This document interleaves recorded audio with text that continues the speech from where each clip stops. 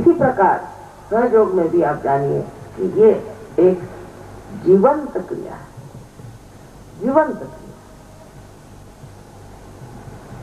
वो कैसे घटित होती? कोई पूछेगा कि एक बीज का लगाइए तो उसमें से पौधा कैसे निकल आता है? कोई जवाब नहीं। जो बीज है उसमें भी ये चीज निहित है, उसमें भी ये चीज है, और जो ये जमीन है उसमें भी वही चीज बंधी हुई कि जिससे ये पनपता है। ये सब अंदर से बंधी हुई चीजें शुरू से परमात्मा ने बनाई हुई है, और उसी के कारण ये सृष्टि जो है कितने तो भी ऐसे कार्यों को करती है जिसको हम समझ नहीं पाते।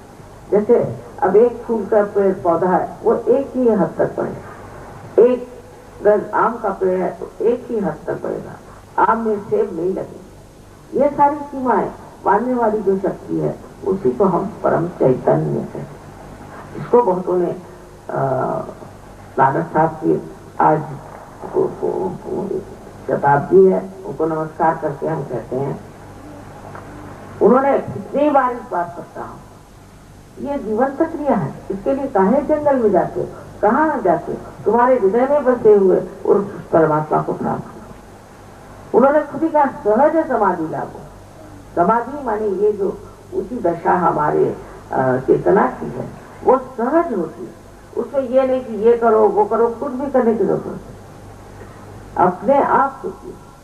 और आज का बड़ा भारी दिन है कि कहते हैं कि इसका नाम गुरु राम था, और यहाँ पर नानक साहब के शताब्दी पर हमें आना पड़ा। ये बहुत बड़ी बात है। आज गुरुओं पर कहने की बात ऐसी आ गई है कि कहाँ वो लोग और कहाँ ये लोग। अपनी बुद्धि चलाने और सोचना चाहिए। ईसा मसीह को 30 रुपए में बेच डाला गया, क्या उन्होंने किसी से रुपए इकट्ठे किए? ये लोग आपसे रुपए इकट्ठे करते हैं, बड़े बड़े महल बनवाते हैं, बड़े बड़े पता नहीं क्या क्या धंधे करते हैं, और ये रुपया इकट्ठा करने का धंधा कोई भी परमात्मा का मनुष्य नहीं करता। उसको नहीं समझना।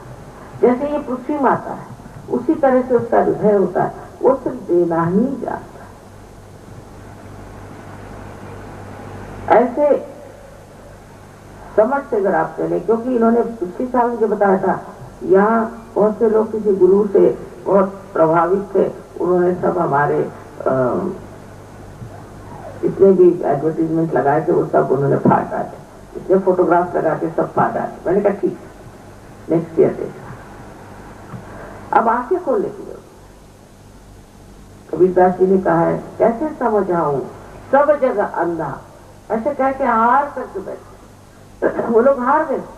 उस वक्त वो स्थिति नहीं थी कि लोग सुने इस बात को, जाने कि पहले सत्य को प्राप्त करो। बहुत ही कम लोग थे, बहुत कम लोग। और उन लोगों की एक स्थिति ऊंची थी, जैसे नामदेव महाराष्ट्र के एक दर्जी, और उनकी एक विशेषता थी कि उनकी जो नौकरानी थी वो भी साधवी।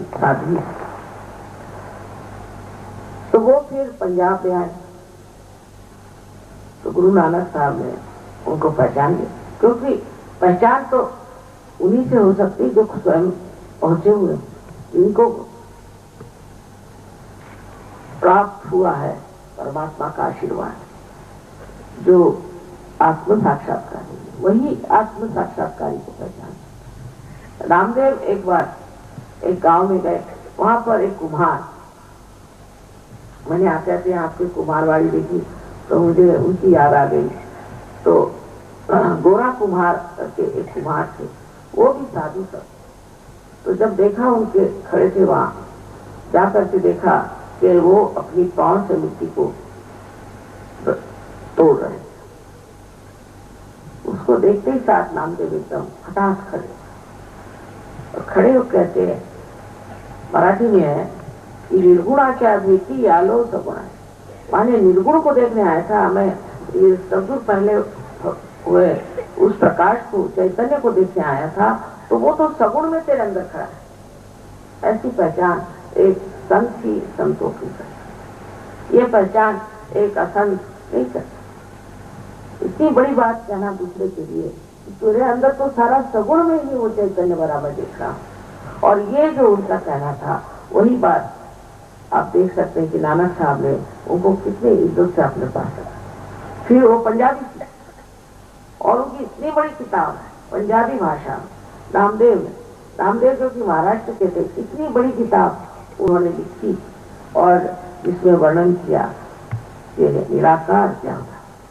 उस वक्त नानक साहब ने कहा कि अभी तो साकार की बात नहीं करो, निराकार की बात, क्योंकि साकार की बात करो तो लोग फिर लगे मूर्तियों को पूजना, ये करना वो करना, पर वो भी साकार की बात ही रहे।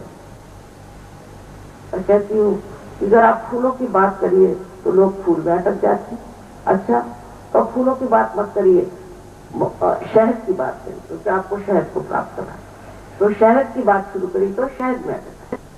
आपको एक मधुकर होना चाहिए, आपको एक बीज होना चाहिए, जिससे कि आप में वो शक्ति आए कि आप उस शहद तक पहुंच सकें। ये बात उन्होंने सबने कही है, ये कोई मैं नई बात नहीं कह रही।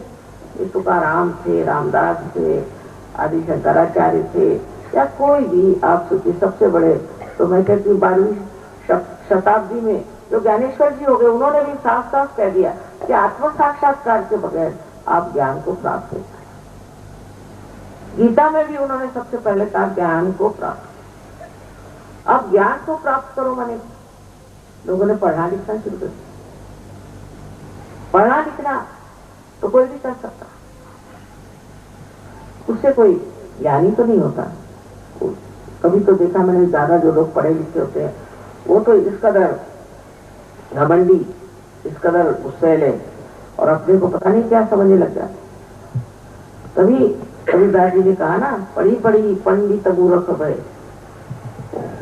कि पढ़ करके वो सोचने लगते हैं हमें बड़े विद्वान है, हम ही ने जैसे कोई गीता लिखी है, हम ही सब रामायण जानते हैं, हम ही सब कुरान जानते हैं। और इसमें एक तरह की जो मद का नशा चल जाता है, उससे आदमी देख भी नहीं सकता कि मैं जिसको कहना हूं ज्ञान, वो ज्ञान नहीं, क्योंकि ज्ञान एक ही चीज जिसमें कि हम अपने नसों पर जान सकते हैं,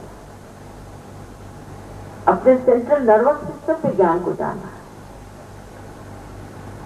जैसे इंसान और पशु में अंतर है कि बहुत सी बातें इंसान जानता है, पशु नहीं जानता। वो जानता है अपने सेंट्रल नर्वस सिस्टम, अपने हाथ में बचे हुए नसों से जानते हैं। ज्ञान, इसे ज्ञान को, ये बोध, ये शब्द बुद्ध ने भी इस्तेमाल किया, बोध। बोध माने हमारे अंदर जो हमारी यंत्रणा है पूरी बनी हुई, ये हमारे शरीर में जो ब्रेन है और उसकी जो कुछ चीजें हैं, उस सब में इसका ज्ञान होना चाहिए। जैसे अब आप बैठे हैं, आप देख रहे हैं कि यहाँ लाइट चल रही, अभी आप सब देख रहे हैं और सब यही बात जान रहे हैं कि यहाँ लाइट चल रही। इसमें तो कोई शंका नहीं कर सकता, क्योंकि आप अपने आंख से इसे देख रहे, अपने सेंट्रल नर्वस सिस्टम से आप जान। इसी प्रकार ज्ञान वो होगा जो आप अपने शरीर के अंदर उसे महसूस करें, अपने बुद्धि चातुर्य से नहीं, या अपने भावना से नहीं कि हाँ मैं तो बस भगवान में रखूं और मैं तो बस भगवान की गाना गाती रहती हूँ और फलाना, इसमें कोई नाटक। और इसलिए एक माँ के रिश्ते में आपसे बताती हूँ कि नाटकों से दूर रहे। सत्य को पाने के लिए सबसे बड़ी चीज ये है कि आप अपने को जानिए कि आप इसलिए दुनिया में आए। साइंस आपको सब चीजों का जवाब दे सकता है, ऐसा लोग सोचते हैं, ये गलत है। बहुत सी बातों का वो जवाब दे ही नहीं, और खास करके इसका जवाब नहीं दे सकता कि आप इस दुनिया में आए क्यों, आपका यहाँ आने से मतलब। इस पर गौर करके देखना चाहिए कि हमने अपने को जाना ही क्यों। जाना नहीं है, हम कहते हैं मेरी बुद्धि कह रही है और मेरा दिमाग सोचता है, या हम कहते हैं कि ये मेरा है, मेरी आंख, मेरा हाथ, पर ये मेरा मैं है कौन? इसको हमने जाना नहीं, ये मैं कौन, यही जानना आत्म साक्षात्कार। और उसके जानने का मतलब बुद्धि पुरस्कार नहीं है कि वो अपने दिमाग से जाना जाएगा, ये बात नहीं। वो आपके नस नस में जाना जाना, और जब वो इस तरह से जाना जाएगा वही असल में ज्ञान है। ये बात कृष्ण ने सबसे पहले अर्जुन को बताई, पर अर्जुन ने फिर सवाल पूछे तो उन्होंने कहा अच्छा ठीक है, तू कर्म करो और सब परमात्मा पे छोड़ो, कोई नहीं कर। कृष्ण जो थे वो कहना चाहिए बड़े भारी डिप्लोमैट, उनको क्या इंसान की खोपड़ी उल्टी है, उसको कोई सीधी सरल बात बताने से उसकी खोपड़ी में जाएगी नहीं, तो उसी तरह से बता दिया कि तू सारे कर्म को परमात्मा में छोड़। तो कोई अगर मर्डरर होगा तो वो भी कहेगा कि हाँ भाई ठीक, मैंने छोड़ दिया कृष्ण। कोई बुरा काम करे छोड़ दिया। कृष्ण जानते थे कि ये लोग थक के फिर समझ जाएंगे कि इसमें कुछ न कुछ बात, ये तभी हो सकता है जब आत्म साक्षात्कारी आप होते। जब आप आत्म साक्षात्कारी होते तब आपके दिमाग में ये बात नहीं रहती कि मैं ये कर रहा हूं या मैं नहीं कर रहा हूं। हो रहा है, सब घटित हो रहा है। कोई सहयोगी अगर किसी को उसकी कुंडली जगा रहा है, मैंने कहा भाई क्या बात, चढ़ नहीं रही, उतर नहीं रही, बनता नहीं मामला इनसे, ये नहीं कहेगा कि मैं नहीं कर रहा हूं, ऐसे नहीं कहता। ये बड़ी भारी कमाल है कि अपने आप ये घटित हो जाता है और मनुष्य जो है अकर्म में आ जाता है। यही चीज सहयोग से आप प्राप्त करें। सह माने आपके साथ और जो माने पैदा हुआ, ये आपका हक